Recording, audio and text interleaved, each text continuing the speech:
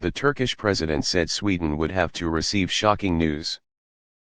Turkish President Recep Tayyip Erdogan has just signaled that Ankara can accept Finland's accession to the North Atlantic Treaty Organization, NATO, before taking any action on Sweden's wishes.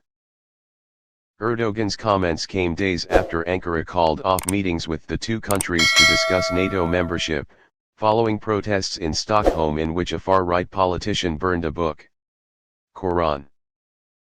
We can give Finland another message, about them applying to join NATO, and Sweden will be shocked when they see our message. But Finland should not make the same mistake as Sweden, Erdogan said in a speech broadcast on January 29. Sweden and Finland applied to join NATO last year, after Russia launched a military campaign in Ukraine. The application for accession requires the consent of all 30 member states of the Union. So far, only Turkey and Hungary have not yet approved. The Hungarian parliament is expected to approve this aspiration in its next session in February. Erdogan's biggest annoyance is Sweden's refusal to extradite more than a dozen people Ankara accuses of being linked to the Kurdistan Workers' Party, PKK, and the failed coup in 2016.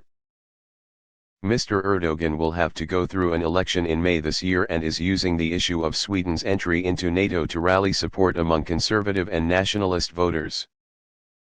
On January 29, Mr. Erdogan repeated his request for Sweden to hand over more than 120 people. If you really want to join NATO, hand over the terrorists to us, Erdogan said. Swedish Prime Minister Ulf Kristersson said Sweden wants to restart dialogue with Turkey on NATO issues.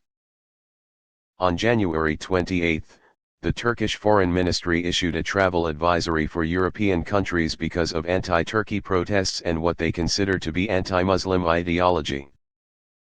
The warning refers to protests conducted by groups linked to terrorism, implying a reference to the PKK.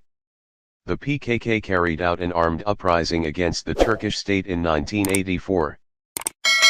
Pro-Kurdish groups waved the flags of the PKK and related groups as they protested in Sweden, protesting the Swedish and Finnish governments' promises to block PKK activities in their host countries in exchange for jobs.